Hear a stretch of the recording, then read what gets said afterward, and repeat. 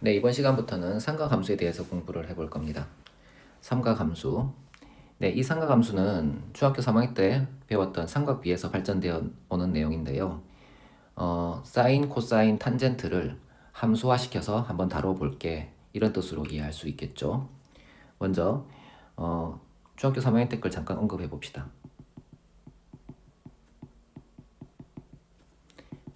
네, 삼각비. 네, 삼각비 뜻이 뭡니까? 네, 삼각비는 이런 직각삼각형이 있습니다. 자, 이런 직각삼각형이 있을 때, 자, 이 변을 A라고 하고, 이 변을 B라고 하고, 이 변을 C라고 합시다. 그리고 이 각을 X라고 합시다. 네, sin X는 뭡니까? 네, C분의 B.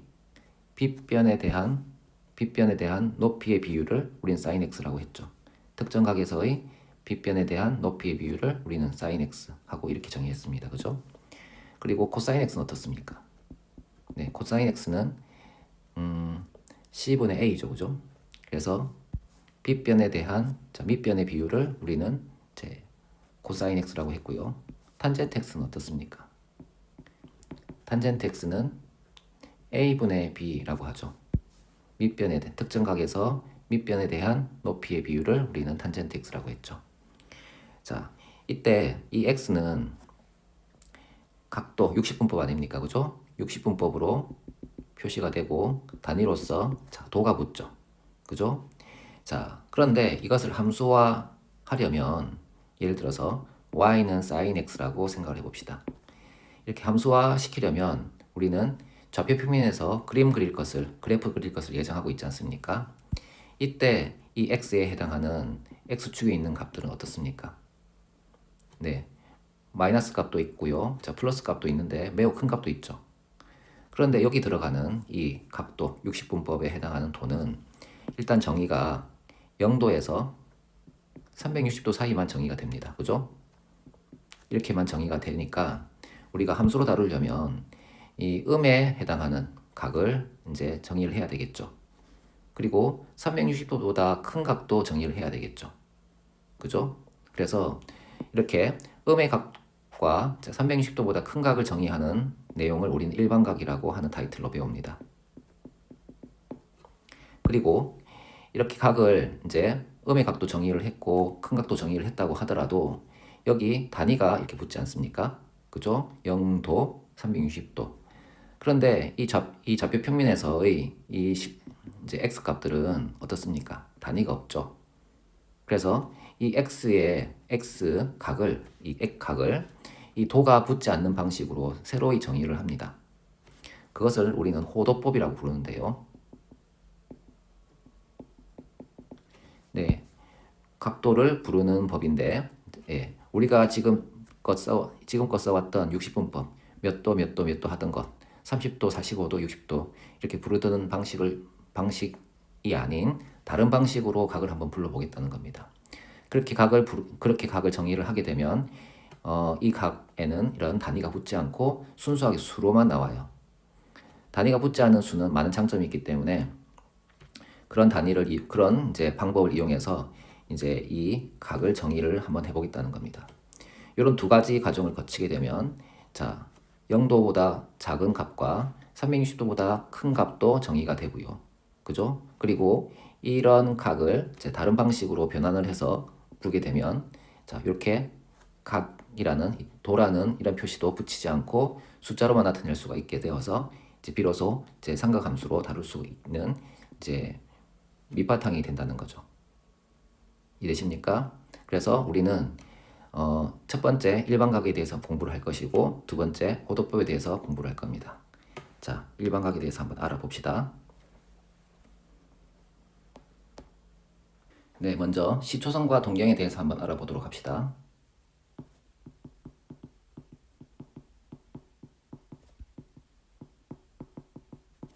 먼저 한 점을 찍어 봅시다. 자, 이름을 O라고 칠 겁니다. 그리고 이 점 O에서 X축 이항의 방향으로 반직선 하나 그릴 겁니다. X라고 쓸 거고요. 그리고 또 다른 반직선 하나를 그려볼 겁니다. P라고 씁시다. 이때 반직선 OX를 우리는 시초선이라고 부를 겁니다. 그리고 뜻은 뭐냐 하면 시작하는 선, 기준이 되는 선 이렇게 생각하시면 됩니다. 그리고 꼭 P라는 반직선은 동경이라고 이름을 붙일 겁니다. 뜻은 움직일 동, 위도 경도할 때 경자를 써서 움직이는 선 정도로 이해하시면 됩니다. 움직이는 선이기 때문에 여기 있어도 되고 여기 있어도 되고 여기 있어도 되고 여기 있어도 되게 자유롭습니다. 하지만 시초선은 기준이 되는 선이기 때문에 여기 고정적으로 있어야 되겠죠.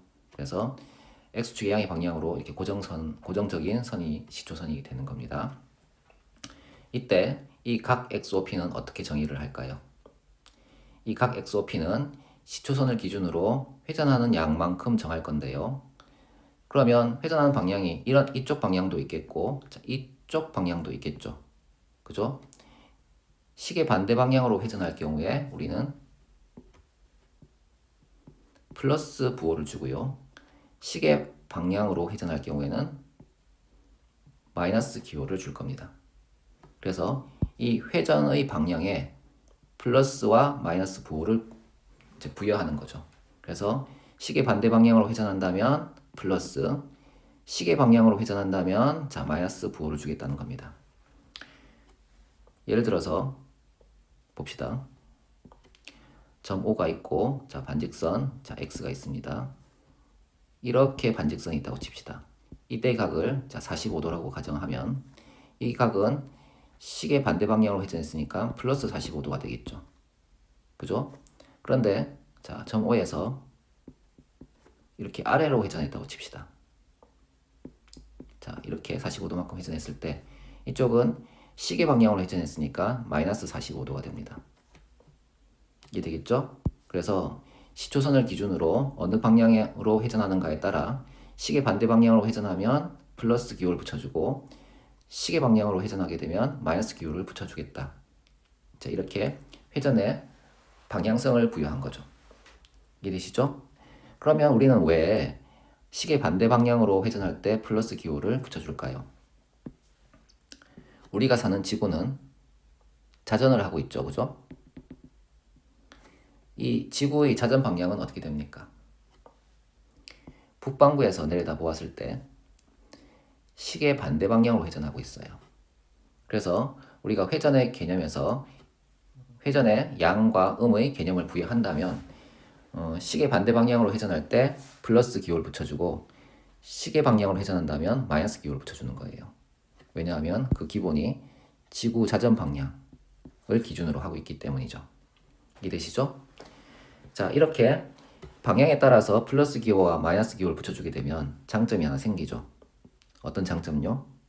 우리가 이제껏 각을 나타내던 60분법은 0도에서 360도에 의해서 제한을 받고 있죠. 요 안에서만 각이 있었습니다. 그런데 이렇게 회전에 따라서 플러스 기호와 마이너스 기호를 붙여주면, 회전 방향에 따라 붙여주면 0도보다 작은 각들도 나타낼 수 있게 되죠. 왜? 반대 방향으로는 마이너스 기호를 붙여주면 음수가 되니까요. 그죠?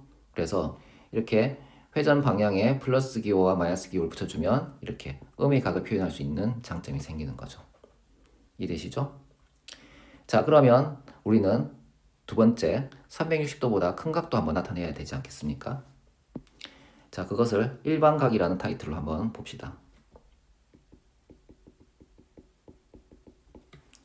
예를 들어서 500도라는 각이 있어요.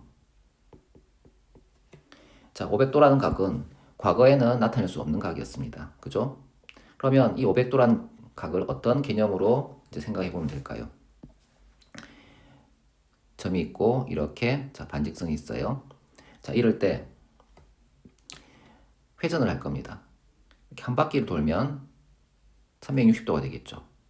그죠? 그리고 추가로 140도를 돌 겁니다. 여기까지 돌면 되나요? 이만큼 왔다고 칩시다. 그러면 여기 각이 140도가 되는 거예요. 즉 500도라는 것은 한 바퀴를 돌고 조금 더 돌았다 이렇게 생각할 수 있다는 거죠. 이해되겠어요? 그러면 700 700도는 어떻습니까? 700도.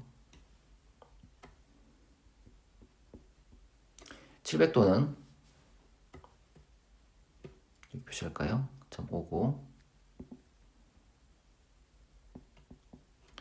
자, 700도는 네, 720도가 두 바퀴 아닙니까? 360도 곱하기 2니까 700도는 한 바퀴 돌고 또 한 바퀴 돌아서 20도 모자라게 이까지 온다는 겁니다. 이렇게.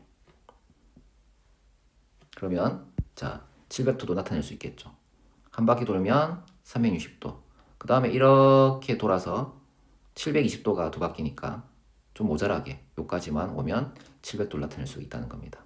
즉 360도보다 큰 각의 경우에는 회전의 개념을 넣겠다는 겁니다. 360도보다 크면 한 바퀴 돌고 추가로 이렇게 또 뭐 720도가 아니고 조금 더 큰 각이라면 몇 번을 더 돌아서 간다고 보시면 되겠죠. 한 가지만 더 할까요? 네, 1100도 이런 거 해봅시다. 네, 1100도는 360도 곱하기 3 더하기 20도 아닙니까? 그죠? 그러면 이걸 이렇게 나타낼 수 있겠죠. 여기가 5고 여기 x일 때 자, 회전의 개념을 넣어서 자, 한 바퀴, 두 바퀴, 세 바퀴 돌고 20도 이렇게 되겠죠. 그래서 자, 360도보다 큰 각은 이렇게 회전의 개념을 넣어서 한 바퀴 돌고 얼마간, 두 바퀴 돌고 얼마간, 세 바퀴 돌고 얼마간 이런 식으로 이제 나타낼 수가 있다는 겁니다. 이해되겠어요? 자, 그렇게 되면 360도보다 큰 각도 얼마든지 정의가 되죠. 그죠? 자, 그러면 반대로 생각 한번 해봅시다. 어떤 점이 여기에 점 O가 있고요. 여기 시초선이 있습니다. 자, 이렇게 동경이 있습니다. 여기를 30도라고 가정을 할까요? 자, 그러면 이 각은 이 OP가 나타내는 이 동경이 나타내는 각은 어떻게 표시를 하면 되겠습니까? 단순히 30도일까요? 아니죠. 자, 그냥 한 번 와도 되지만 한 바퀴 돌고 와도 되겠죠. 자, 그런 경우에는 30도가 아니라 360도 더하기 30도가 되지 않겠습니까? 그죠? 두 바퀴 돌고 오면 어떻습니까? 그죠? 두 바퀴 돌고 오면 360도 곱하기 2 더하기 30도가 되겠죠. 세 바퀴 돌고 오면 어떻습니까? 한 바퀴, 두 바퀴, 세 바퀴, 30도. 360 곱하기 3 더하기 30이라고 해야 되겠죠. 그죠? 이렇게 계속 나타낼 수 있지 않겠습니까? 그래서 우리가 어떤 동경의 위치를 나타낼 때 일반적으로 쓰자면 이렇게 쓸 수 있죠. 이것은 각 XOP는 360도 곱하기 N 더하기 30도 이런 식으로 여기를 알파라고 두면 뭐 일반적으로 쓰자면 360도 곱하기 N 더하기 알파 이런 식으로 나타낼 수밖에 없겠죠. 그죠? 그래서 이렇게 동경의 위치를 이렇게 회전의 개념을 집어넣어서 표현하는 방식을 일반각이라고 부르는 겁니다. 이해되시겠습니까? 그럼 이 각을 좌표 평면 위에 나타내 보도록 합시다. 타이틀은 4분면의 각이라고 붙일 거예요.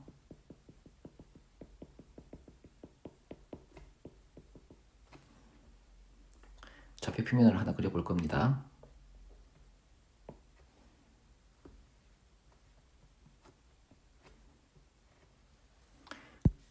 이 점 O를 좌표 평면의 원점에 일치시키고 반직선 OX를 X축의 양의 방향에 이렇게 일치시킬 겁니다. 자, 그러면 동경 OP는 자연스럽게 여기쯤 오겠죠.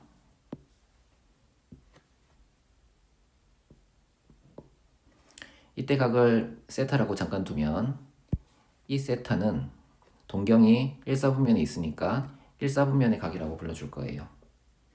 그러면 동경이 2사분면에 있으면 어떻게 됩니까? 네, 2사분면의 각이라고 불러줄 겁니다. 동경이 3사분면에 있으면요. 네, 3사분면의 각이라고 불러줄 거고요.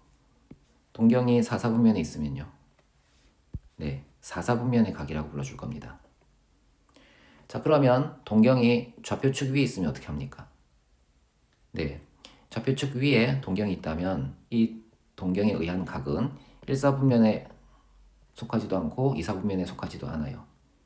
동경이 여기 있어도 마찬가지겠죠. 자, 이 각은 2사분면에도 속하지 않고 3사분면에도 속하지 않습니다. 그래서 동경이 좌표축 위에 있다면 어느 사분면에도 속하지 않는다. 이렇게 얘기할 수가 있겠죠. 이제 좌표축을 일반각으로 나타내 봅시다. 그러면 x축의 양의 방향은 360도 곱하기 n이라고 쓸 수 있고요. y축의 양의 방향은 360도 곱하기 n 더하기 90도가 되겠죠. 그리고 x축의 음의 방향은 360도 곱하기 n 더하기 180도가 될 거고요. y축의 음의 방향은 360도 곱하기 n 더하기 270도가 되겠죠. 그죠? 자, 그렇다면 여기 1사분면에 있는 각은 결국 이것보다는 이것보다는 크고 자, 이것보다는 작겠죠. 그래서 이렇게 나타낼 수 있지 않겠습니까? 세타는 360도 곱하기 n보다는 크고 360도 곱하기 n 더하기 90도보다는 작다. 이렇게 나타낼 수 있겠죠. 1사분면의 경우에는요. 2사분면의 각이라면 어떻게 됩니까? 네, 2사분면의 각은 이 각보다는 크고요. 이 각보다는 작겠죠. 그죠? 그래서 뭐 이렇게 나타낼 수 있지 않겠습니까? 세타는 360도 곱하기 n 더하기 90도보다 크고 360도 곱하기 n 더하기 180도보다는 작다. 이런 식으로 나타낼 수 있겠죠. 3, 4분면의 각은 어떤가요? 네, 이 각보다는 크고요. 이 각보다는 작겠죠. 똑같은 형태로 나타낼 수 있겠죠. 그죠? 그리고 4, 4분면의 각은 어떻습니까? 이만큼의 각은요. 네, 이 각보다는 크고요. 이 각을 쓰면 이 각은 이 각보다 작으니까 여기에 한해서는 360도 곱하기 n 더하기 360도라는 형태로 네, 표현을 해야 되겠죠. 그래서 4, 4분면에 있는 각은 360도 곱하기 n보다 크고요. 360도 곱하기 360도 곱하기 n 더하기 360도보다는 작다라는 형태로 나타낼 수가 있겠죠. 그쵸? 네, 각을 이제 좌표 표면에 가져온 겁니다. 이해되겠죠? 자, 그럼 마지막으로 남아있는 게 두 동경 사이의 위치 관계라고 하는 건데요. 두 동경 사이의 위치 관계라고 하는 것은 두 동경이 어떻게 놓여져 있는가 하는 겁니다. 그것은 페이지를 달리해서 한번 봅시다.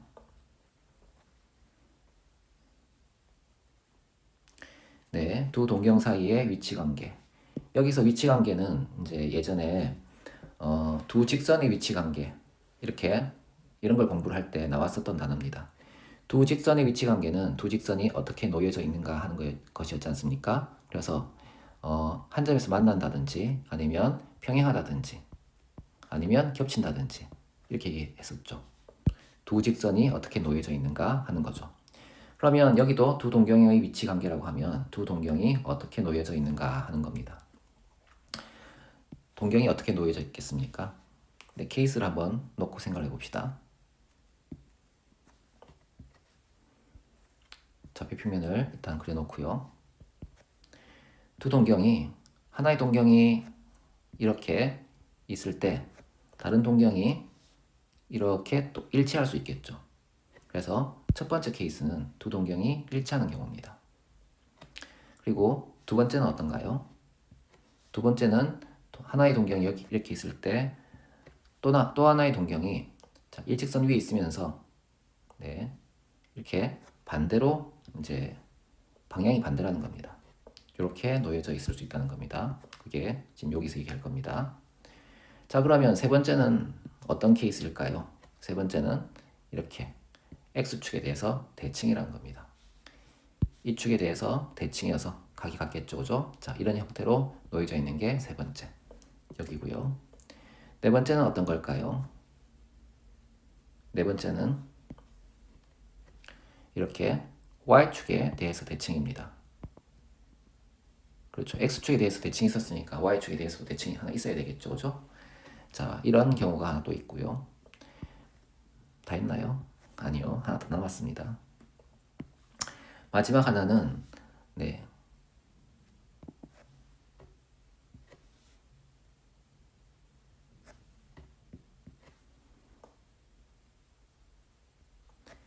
y는 x에 대한 대칭입니다. 이렇게 y는 x에 대한 대칭의 경우가 다섯 번째인 거죠. 자, 이렇게 동경의 위치가 그러니까 두 동경이 어떻게 놓여지는가에 따라서 성립하는 이제 관계식이 있어요. 그 관계식을 공부를 하는 게 이 두 동경의 위치 사이의 내용인 거죠. 자, 볼까요? 먼저 두 동경이 일치하는 경우를 볼 겁니다. 네, 이 경우를 볼 겁니다. 알파라는 각을 일반각으로 한번 써봅시다. 이 각을 세타라고 잠깐 표현하고요. 알파는 360도 곱하기 A 더하기 세타라고 쓸 수 있지 않습니까? 베타는 어떤가요? 베타는 360도 곱하기 B 더하기 세타라고 쓸 수 있죠. 자, 그죠? 자, 일반각 형태로 나타낸 겁니다. 보통은 여기 n을 써야 되지만 이제 구분하기 위해서 a와 b로 썼습니다. 이때 알파에서 베타를 빼볼 겁니다. 빼보면 360도 곱하기 a 빼기 b 더하기 아무것도 없겠죠, 그죠? 이때 a 빼기 b를 n이라고 바꾸면 알파 빼기 베타는 360도 곱하기 n 이런 관계식을 만들어낼 수 있죠. 그래서 두 동경이 일치한다면 어느 한 일반각에서 또 다른 일반각을 뺐을 때 이런 관계식이 성립한다는 거예요. 이해되시죠? 두 번째, 두 동경이 일직선 위에 있고 방향이 반대인 경우입니다. 자, 이 경우죠. 알파를 이렇게 표현해 봅시다. 똑같이. 자, 알파는 360도 곱하기 A 더하기 180 더하기 세타라고 쓸 거고요. 요각을 세타라고 나타낸 겁니다. 자, 베타는 어떨까요? 360 곱하기 B 더하기 세타라고 써봅시다. 그리고 알파에서 베타를 뺄 겁니다. 그러면 알파 빼기 베타는 360 곱하기 A 빼기 B가 되고 남은 것은 180이 남겠죠. 그리고 A 빼기 B를 N으로 치환하게 되면 알파 빼기 베타는 360 곱하기 N 더하기 180 이렇게 쓸 수 있습니다. 이런 관계식이 있겠죠, 그죠?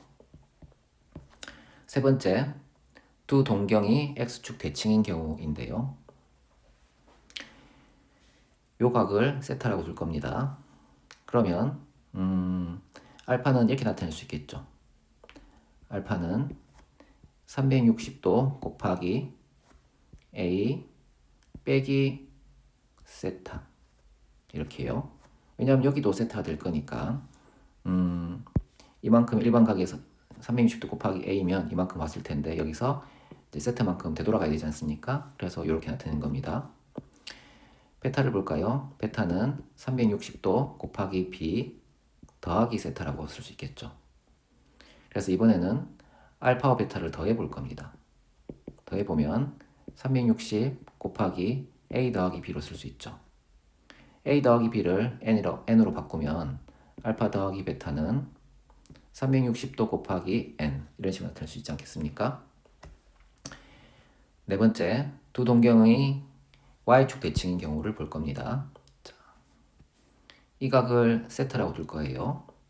알파는 360 곱하기 A 더하기 180에서 자, 이만큼 온 각에서 세타만큼 빼줘야 될 거 아닙니까? 그죠? 요 각이 세타가 될 거니까. 그러면 빼기 세타 이렇게 쓸 수 있고요. 베타는요. 베타는 360 곱하기 B 더하기 세타로 쓸 수 있죠. 알파 더하기 베타를 하게 되면 360 곱하기 A 더하기 B 더하기 180 이렇게 쓸 수 있죠. A 더하기 B를 N으로 바꾸게 되면 알파 더하기 베타는 360 곱하기 N 더하기 180 이렇게 쓸 수 있죠. 다섯 번째, 두 동경이 Y는 X에 대해서 대칭인 경우. 자, 요 각을 세타라고 둘 겁니다. 세타라고 둘 거예요. 자, 그러면 알파각을 나타내 봅시다. 알파각은 360도 곱하기 도는 생각해 봅시다. 곱하기 A 더하기 90도 빼기 세타로 나타낼 수가 있고요. 베타는 어떻습니까? 베타는 360도 곱하기 B 더하기 세타로 나타낼 수 있겠죠. 두 각을 더하면 알파 더하기 베타는 360 곱하기 A 더하기 B 더하기 90도가 되겠죠. 그죠? 그러면 자, A 더하기 B를 N으로 바꾸면 알파 더하기 베타는 360 곱하기 N 더하기 90과 같죠. 그죠? 자, 그래서 우리는 두 동경의 위치 관계 5가지를 얘기를 했고, 자, 5가지 관계식을 얘기를 했죠. 그죠? 이렇게 있지 않습니까? 그죠? 자, 이것을 안 보고 한번 써볼까요? 쭉 당겨와서. 네. 첫 번째는 뭐가 있었습니까? 네, 첫 번째는 두 동경이 일치하는 경우죠. 그죠? 일치할 때는 어떤 관계식이 성립했습니까? 네, 알파 빼기 베타가 뭐다? 360 곱하기 n과 같았다. 두 번째, 일직선 위에 있고 방향이 반대인 경우가 두 번째 경우였죠. 그죠? 이 경우는 알파 빼기 베타의 값이 뭐였나요? 네, 360 곱하기 n 더하기 180이었죠. 그죠? 그리고 세 번째는 뭐였습니까? 네, x축 대칭이죠. 그죠? x축 대칭. x축 대칭은 대칭이 들어가면 더하기 시작하는 거예요. 알파 더하기 베타는 뭐였습니까? 360 곱하기 n이었죠. 네. 4번 y축 대칭은 어떤가요? 네, y축 대칭은 알파 더하기 베타의 값이 360 곱하기 n 더하기 180이었죠. 그리고 다섯 번째, y는 x에 대한 대칭은 어떻습니까? 알파 더하기 베타는 360 곱하기 n 더하기 90이었죠. 그죠? 이렇게 5가지 위치 관계가 있었습니다. 당연히 외우셔야 되겠죠? 네, 132페이지 개념원리 익히기 320번 봅시다. 다음 각을 나타내는 시초선 OX와 동경 OP의 위치를 그림으로 나타내시오 라고 했네요. 네, 한번 그려봅시다. 네, 원점 O가 있고요. X축 양의 방향으로 반직선 OX, 그리고 각이 45도 아닙니까? 그러면 이 시초선에서 양의 방향으로 45도 간 이만큼이 되겠죠. 여기를 P라고 하고 이 각을 45도 이렇게 쓸 수 있겠죠. 그죠? 자, 45도를 나타내었고요. 이번에는 2번도 한번 풀어봅시다. 2번은 마이너스 250도네요. 자, 그러면 자, 여기 O점이 있고, 자, 시초선이 있고, 여기서 마이너스 250도니까 이 반대가 180도 아닙니까? 이렇게 180도 아닙니까? 여기서 70도를 더 돌아가죠. 그래서 이쯤 올라가야 되겠죠. 그죠? 그래서 이렇게 올라가야 되겠죠. 그래서 이만큼의 각이 얼마다? 마이너스 250도 이렇게 나타낼 수 있겠죠. 그죠? 3번을 봅시다. 3번은 630도네요. 630도는 회전의 개념을 넣어서 표시해야 되겠죠. 그래서 여기 반직선 OX가 있고요. 여기서 630도를 돌 겁니다. 한 바퀴를 돌면 360도가 되죠. 그 다음에 자, 360도를 빼봅시다. 몇 도가 남았습니까? 네, 270도가 남았네요. 그죠? 270도는 네, 이만큼 와야 되겠죠. 여기쯤 와야 되지 않겠습니까? 그래서 여기 P. 그래서 630도는 여기서 한 바퀴 돌고 조금 더 4분의 3바퀴 돌아와서 여기쯤 있는 거예요. 그죠? 네, 이렇게 할 수 있겠죠. 네, 내친 김에 4번도 해봅시다. 마이너스 750도예요. 마이너스 750도니까 원점에서 자, 이렇게 시초선을 그었습니다. 마이너스 750도니까 720도가 360 곱하기 2 아닙니까? 그죠? 그러니까 두 바퀴를 돌아야 돼요. 근데 마이너스가 붙어 있으니까 반대 방향으로, 시계 방향으로 이렇게 두 바퀴를 돌아요. 한 바퀴, 두 바퀴 돌고 30도만큼 더 간 거예요. 그래서 이만큼, 여기가 30도가 되겠죠. 그죠? 그래서 여기에 P가 있다. 그래서 마이너스 750도는 여기서 한 바퀴 두 바퀴 30도만큼 돌아서 여기를 가리키고 있는 것이 마이너스 750도이다. 이해되시죠? 네. 321번을 봅시다. 다음 그림에서 시초선 OX에 대하여 동경 OP가 나타내는 일반각을 360도 곱하기 n 더하기 알파 이꼴로 나타내시오 라고 했네요. 네. 이런 꼴로 일반각으로 나타내어 달라 라고 했네요. 일반 같은 경우에는 어떻게 나타내면 됩니까? 네, 그냥 360도 곱하기 n 더하기 70도 하시면 됩니다. 그죠? 자, 일반각에서 여기 시초선 이 부분이 360도 곱하기 n 아닙니까? 거기에 더하기 70도만 하면 되죠. 그 다음에 자 3번을 볼까요? 시초선이 여기 있고 자 동경이 여기 있네요. 그죠? 자 그러면 얘는 이렇게 360도 곱하기 n 빼기 140도 이렇게 나타내거나 아니면 360도 곱하기 n 이쪽 각을 얘기해도 됩니다. 이쪽 각은 220도가 되죠. 이렇게 나타내도 됩니다. 여기 있는 알파에 해당하는 각은 0도에서 360도 빼면 되겠죠.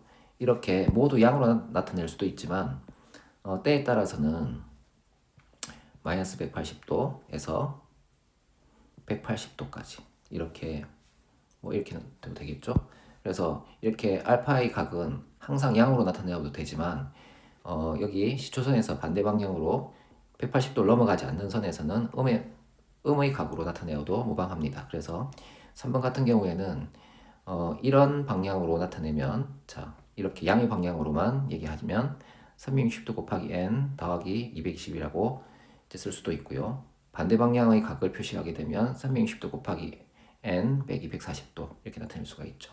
그래서 알파는 양의 각으로만 나타내어도 되지만 자, 이 시초선을 기준으로 반대 방향으로 180도가 넘어가지 않는 선에서는 음의 각으로 나타내어도 무방합니다.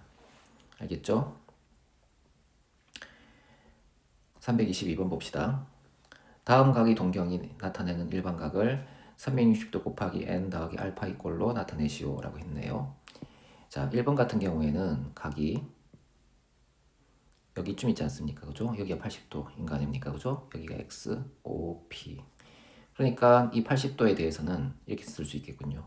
360도 곱하기 n 더하기 80도. 이렇게 나타내면 되겠죠? 그죠? 그 다음에 자 3번을 봅시다. 3번은 마이너스 1000도인데요. 마이너스 1000도의 위치를 찾아봅시다. 마이너스 1000은 360 곱하기 마이너스 3 하면 이 값이 마이너스 1080이 되거든요. 여기 더하기 80을 하면 되겠죠. 그럼 위치가 어떻게 됩니까? 여기가 5, x, 80도니까 이쯤 되겠죠. 그죠? 그죠? 그러니까 여기 있는 이 각은 일반각으로 나타내게 되면 360도 곱하기 n 더하기 80도라고 나타내면 충분하겠죠. 그죠? 네, 이해되시죠?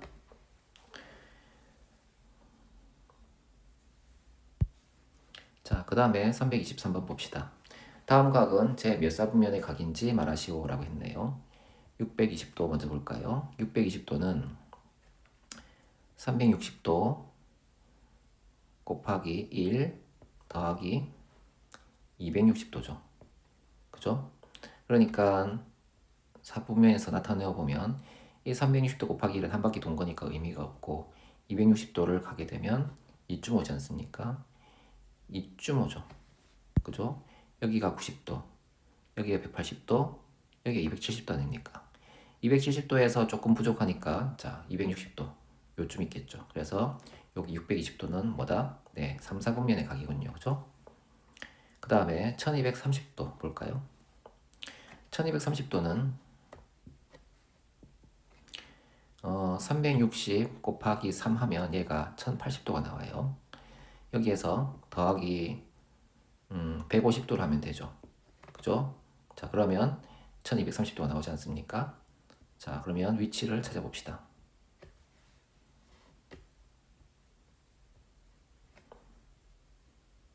360도 곱하기 3은 밖기수를 뜻하는 거니까 의미가 없고 150도는 이쯤 오지 않습니까? 그죠? 그죠? 이 각이 150도니까요. 그죠? 그러면 이 1230도는 이사분면에 있겠군요. 그래서 1230도는 이사분면의 각이다. 이렇게 얘기를 하면 되겠죠. 그래서 323번 같은 경우에는 여기 이렇게 이제 이 각의 동경의 위치를 찾는 거죠. 그래서 앞에 부분은 회전수를 뜻하니까 의미 없고 360도보다 작은 각만 찾으시면 됩니다. 그래서 360도보다 작은 각을 찾아서 위치를 나타내면 몇 사분면의 각인지 알 수가 있겠죠. 그죠? 다음 페이지 볼까요?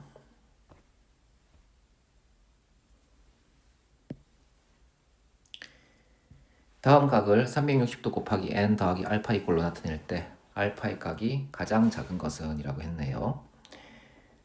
네, 이때 자 n은 정수이고요. 알파는 0도에서부터 360도의 형태로 나타내겠다는 겁니다. 네, 500도를 봅시다.